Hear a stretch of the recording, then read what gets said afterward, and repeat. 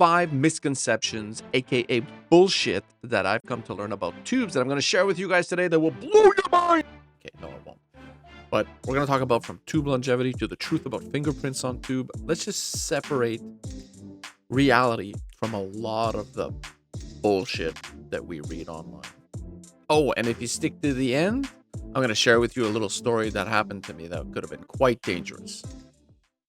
Okay, so the first little bit of bullshit is that tubes are fragile and break easily. Well,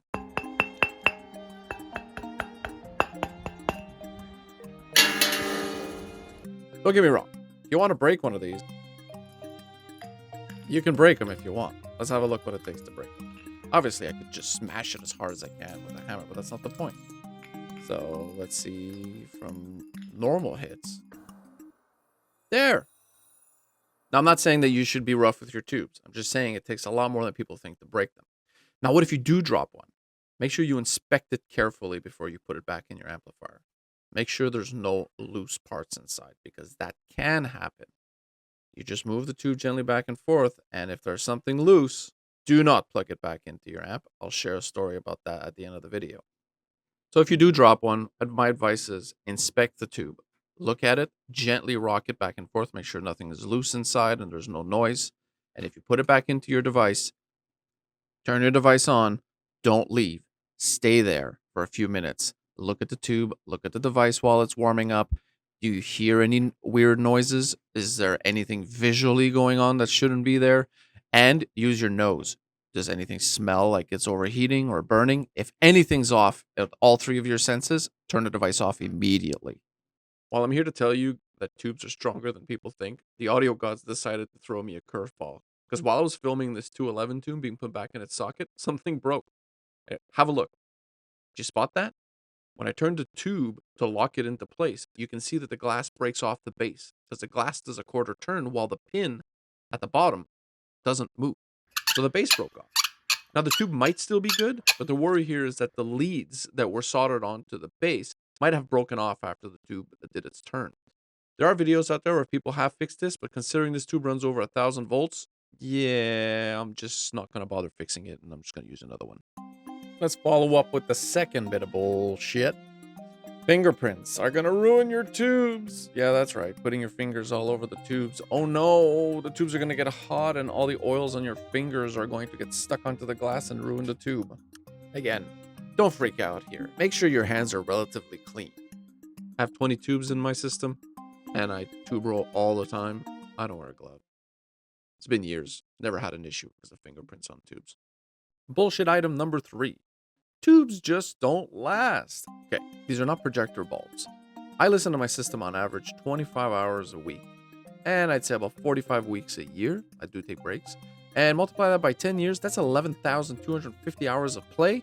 Exactly, this tube has at least 11,000 hours of play. Now, all the other tubes behind it, like say the 101D that you see in my preamp, those are 8 years old. And those in the melody over there are 12 years old. And they are all original and sound great. So sure, you do have to change tubes sometime. But come on, 11,000 hours? Heck, even 5,000 hours. For a sound system, I've had TVs, I've had laptops, I've had PCs, I had dryers, washers that died well before that amount of use. My tubes outlast my smartphone. So my smartphone I use on a 4.5 hours a day on average. That's 1,600 hours a year. And I have to change or at least repair my phone within 3 years of owning it. So that means I do that every 5,000 hours? Alright, expensive tubes sound better. That's not how it works. It's about synergy. Your components are very different than your friend's components. Not because one tube sounds good at his place that they sound good at yours, but more importantly, what you want will change. You might prefer warm mids.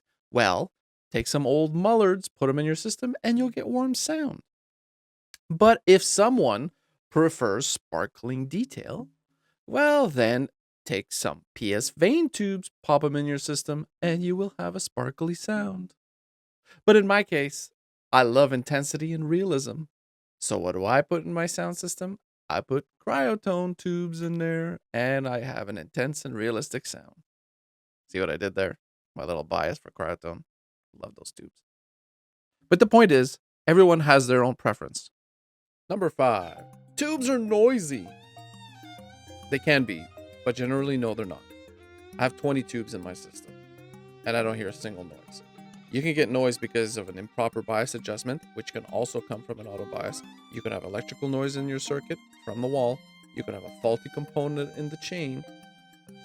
Even unshielded cables running parallel to power cables can add noise into your system. And some components are so specific in the tubes that they are wired for that even though you use an equivalent tube of a different brand or a slightly different model, that in theory does work as a replacement tube, can create a little bit of noise in your component.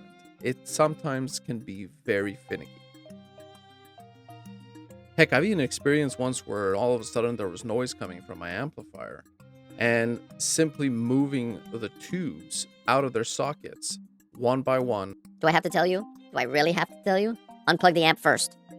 and resocketing them back in after a light dusting has made the noise go away. Either the noise was from maybe over time a little connection on one of the pins starts to get a little bit loose, or maybe the pressure comes off, or there's dust that settles in there. Who knows? But I have experience where reseating tubes has made noise go away. And in terms of sockets, some of them you just pull out. But this one in this case, which is a 211, similar to 845 or an 805, it's a twist cap. Most other tube types, even DHDs, which are very easy, like this 300B or 101Ds, it's just push in, pull out. Pentos are also pretty easy. Pentos like EL34s, KT88s, KT150s, KT120s. There's tons of pentos. Again, it's just a push in, pull out. Although a gentle rocking back and forth motion does help to pull it out. 4P1S tubes, those are really tight again, but it's still push in, pull out. I received a set of brand new 211 tubes once. Most of the time when I get new tubes, I just pop them in the amplifier, turn on the amp, and I walk away and let the amp warm up on idle for an hour or two.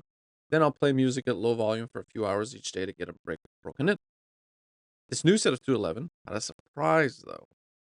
In my excitement, as I tend to get when I get new tubes, I quickly put them in the amp, and when I installed the second tube, I thought I heard a little rattle inside the amp, but it was very faint. So I turned on the amp and I turn around, start walking away to let it warm up. But as I turn my back, I smell something odd. It smells like smoke, not typical smoke.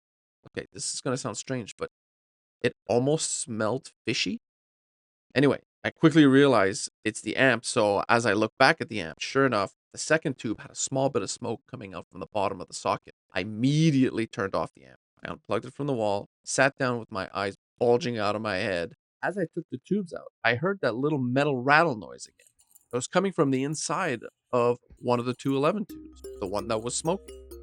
And when I gently moved that tube upside down, a little piece of metal broken off inside that glass. Production defect. It happens. I removed all the tubes, turned the amp upside down, removed the panel, looked inside. There's no visible damage anywhere.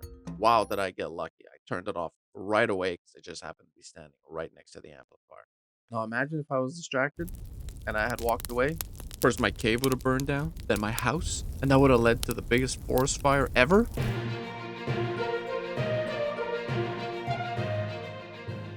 Based on the facts so far, I can tell you all that it certainly was a 211 tube that started the fire. We're not sure of the brand at this point, but we were pretty sure it was made in China, most likely by Nazis.